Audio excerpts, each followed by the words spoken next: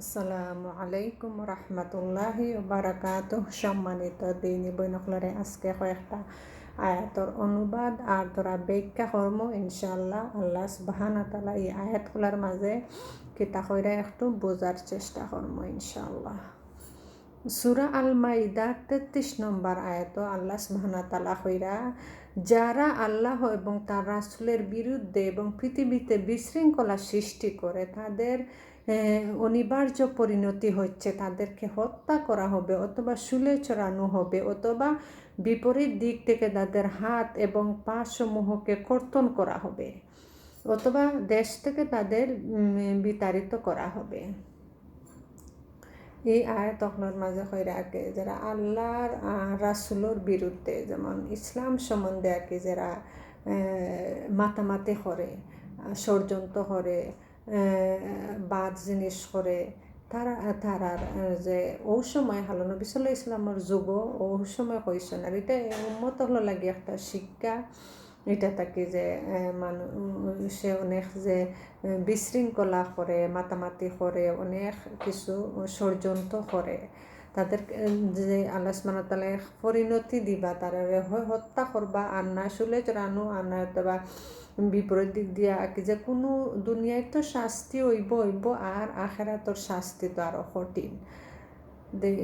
এটা কি আল্লাহ সুবহানাহু ওয়া তাআলা আয়াতের মাঝে বুঝাইয়া দিরা যে এরার পরিণতি কিলাখান হইব।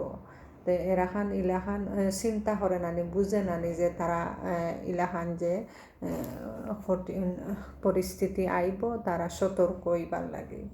সূরা আল বাকারার 225 নম্বর আয়াত আল্লাহ সুবহানাহু ওয়া তাআলা কইরা, আল্লাহ তিনি ব্যতীত কোনো মাবুদ নাই, তিনি চিরস্থায়ী এবং চিরঞ্জীব, তদ্রা তাকে স্পর্শ করতে পারে না এবং ভূমণ্ডল নভূমণ্ডল যা কিছু আছে সবই তারই। আল্লাহ সুবহানাহু ওয়া তাআলার একত্ববাদর ঘোষণা এই আয়াতুল কুরসির আগে কি যেমন আল্লাহর একত্ববাদর ঘোষণা দিরা যে তাই আল্লাহ ছাড়া যে কোনো মাবুদ নাই, তান যে চিরস্থায়ী আর তান যে ঘুমায় না বা তান কোনো ভূমণ্ডল সব কিছু যে আল্লাহ সুবহানাহু ওয়া তাআলার আছে, এটার একটা সত্যবাদর ঘোষণা দিরা জানাইরা। সূরা আলে ইমরানের 185 নম্বর আয়াত আল্লাহ সুবহানাহু ওয়া তাআলা কইরা, প্রত্যেক প্রাণী মরণশীল আর তোমাদেরকে শেষ বিচারের দিন তোমাদের কৃতকর্মের ফল দেওয়া হবে। অতঃপর যে ব্যক্তি জাহান্নাম থেকে মুক্তি পেয়ে জান্নাতে প্রবেশ করবে সে ব্যক্তি পরিপূর্ণ সফলতা লাভ করবে। পার্থিব জীবন একটি সমস্যা ও প্রতারণা, একটি সামান্য প্রতারণা, বই অন্য কিছু নয়। এটার মাঝে একে কইরা যে প্রত্যেক প্রাণী তো মরবা, সবর তো কিয়ামত আছে না, কিয়ামত তো একদিন হইব আর যে সময় মরবা ওই সময় তো সবার একটা কিয়ামত, সবও মরণশীল। আর আল্লাহ সুবহানাহু ওয়া তাআলা সব যে যার যে কর্মর প্রতিফল যার জিরে দিবা, আল্লাহ সুবহানাহু ওয়া তাআলা বিন্দু পরিমাণ কারোর উপরে জুলুম করেন না। আর যারা কি জান্নাত পাইব তারাও সাফল্য সৌভাগ্যমান, এরাও আর কি সৌভাগ্যবান। কিন্তু সবে তো আমরা চাই জান্নাতও যাইতাম, জান্নাতও যাইবার যে খামগুলা আমরা ঠিক মতো করামনি, আমরা বাদ হাম করিয়া খালি আশা করতাম নি জান্নাতও যাইতাম। জান্নাতও যাইবার বালা খামগুলা আমলগুলা করা লাগবো।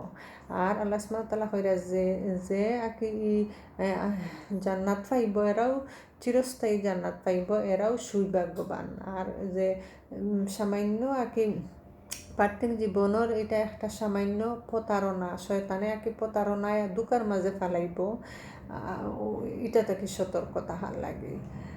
জান্নাত অর্থাৎ লাগে বেহেশত আর কি।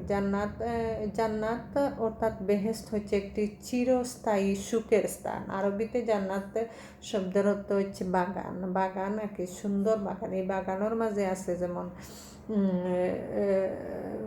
অনেক নদী নালা, দুধের নদী নালা, অনেক সুন্দর সুন্দর বাগান, যেটা চাইবে সব কিছু পাইবাই জান্নাত। সব যে কোনো সূরার মাঝে যে কোনো মাঝেও আল্লাহ সুবহানাহু ওয়া তাআলা প্রথমে জান্নাতর আর কি যে সুখগুলা কইছেন, সুখ কিলাখান সুখ হইব, কিলাখান হইব, তারপরে জাহান্নামের শাস্তির কথাও এরপরের আয়াতে যেমন শাস্তির কথাও কিলাখান শাস্তি হইব, কিলাখান হইব। নবী সাল্লাল্লাহু আলাইহি ওয়াসাল্লামের মাধ্যমে কি যখন মেহেরাজে গেছলা তখনও তো সব কিছু দেখাই আইসেন যে কোন ধরনের মানুষে কিলাখান পাপ করলে কিলাখান শাস্তি হয়। নবী সাল্লাল্লাহু আলাইহি ওয়াসাল্লাম নিজের চৌকে দেখি আইসেন যে আর বালা কাম করলে মানুষ কিলাখান জান্নাতও যাইব, বাদ কাম করলে কিলা জাহান্নামও যাইব, কোন পাপ করলে কোন পাপর শাস্তি কিলাখান হইব এটাও। সূরা আলে ইমরানের 198 আয়াত আল্লাহ সুবহানাহু ওয়া তাআলা যারা তাদের প্রভুকে ভয় করে তাদের জন্য রয়েছে এমন জান্নাত যার তলদেশে দিয়ে নহর সমূহ প্রবাহিত, তারা তাতে চিরকাল অবস্থান করবে। ইয়া তারবার বোঝায় হয়রা যারা আল্লাহরে ভয় করেন, আল্লাহরে ভয় করে ইয়া বাদ খাম তাকি বাঁচিয়া থাকেন আর বালা খাম করেন আল্লাহর বয়ে, তারার লাগে চিরস্থায়ী জান্নাত আর নহর সমূহ, দুধের নহর, পানির নহর, অনেক নহর সমূহ আল্লাহ সুবহানাহু ওয়া তাআলা রেডি করিয়া রাখছেন। সূরা আলে ইমরানের 43 নম্বর আয়াত আল্লাহ সুবহানাহু ওয়া তাআলা বলেন, হে মারিয়াম, তোমার প্রভুর সামনে বিনয়ত হও এবং সিজদা করো এবং রুকুকারীদের সাথে রুকু করো। নামাজের কথাকে সব কি বেশি বেশি অংশে নামাজের কথা বেশি হয়েছে যে নামাজ হয়েছে একটা কি আমরা এটা হইলে কি প্রতিদিন একটা যে আমরা ফাফগুলা জরি জরি পড়ে, আর সেজদা হয়েছে এটা একটা আল্লাহর নিকটবর্তী আর একটা স্থান।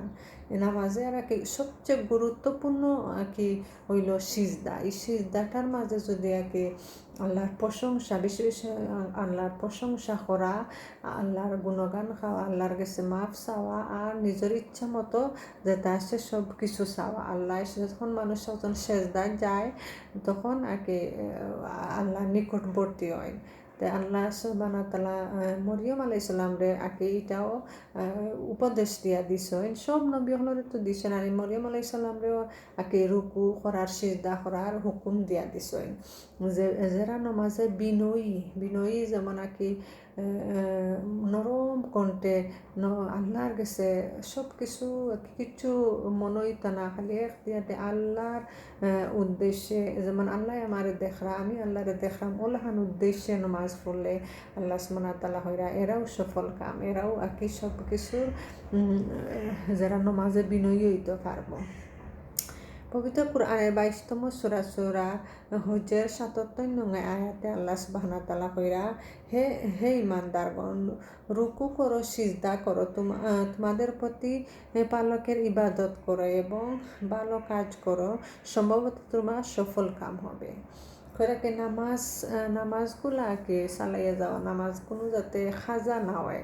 কিয়ামতের দিন তো সর্বপ্রথম নামাজের হিসাব লইব, আর এই প্রথম যদি প্রশ্ন তো হিসাব ঠিক মতো হয় না তে তো অনুশেষ। যেমন খাজা উজা নামাজ থাকলে এগুলা আদায় করা, যেমন খেউরুর আছে 2 বছর 5 বছর নামাজ পড়ছই না, এগুলো তো আর খাজা আদায় করা। আর নামাজ যাতে একটা যাতে নামাজ মিস হয় না এটাও। আর যারা এক্সট্রা নামাজ পড়বো যেমন সালাতুদ দুহা, ইশরাক, এরপরে তাহাজ্জুদ, তায়াতুল ওযুর নামাজ, এর মাঝে মাঝে তওবার নামাজ, এটা পড়লে তো আরও এক্সট্রা সওয়াব, এক্সট্রা কল্যাণ নিয়ে আনে। 3টা জিনিসে একে এক্সট্রা কল্যাণ নিয়ে আনে। নবী সাল্লাল্লাহু আলাইহি ওয়াসাল্লাম একটা হাদিসও কইছেন, একটা হইল গিয়া এক্সট্রা রোজা রাখা, কি এক্সট্রা যে সোমবার, বৃহস্পতিবার বা আশুরা রোজা বা অন্যান্য যে রোজা, এক্সট্রা রোজা রাখা, এক্সট্রা নফল নামাজ পড়া, এক্সট্রা দান সদকা করা, এই 3টা জিনিস এক্সট্রা কল্যাণ নিয়ে আসে। আর যে কোনো ভালো কাজ করা, যে কোনো আর কি ইন্টেনশনও থাকতো যে আমি ভালো কাম করতাম, যদি কোনো সিচুয়েশন আসার কারণেও যদি না করা হয় তবু আল্লাহ সুবহানাহু ওয়া তাআলা সওয়াব লেখিয়া দেন। তো আল্লাহ সুবহানাহু ওয়া তাআলা এই আয়াতগুলোর মাঝে কত সুন্দর সুন্দর একটা পয়েন্ট করিয়া বুঝাইয়া দিছেন, যে কিলাখান কি সব কিছু বুঝাইয়া দিছেন, কিলাখান মানুষ কিলা করতো, সতর্ক হইতো, মানুষে চিরস্থায়ী জান্নাতের ব্যবস্থা করতো। আল্লাহ সুবহানাহু ওয়া তাআলা আমরা হেদায়েত করতা। জাযাকুমুল্লাহু খাইরান।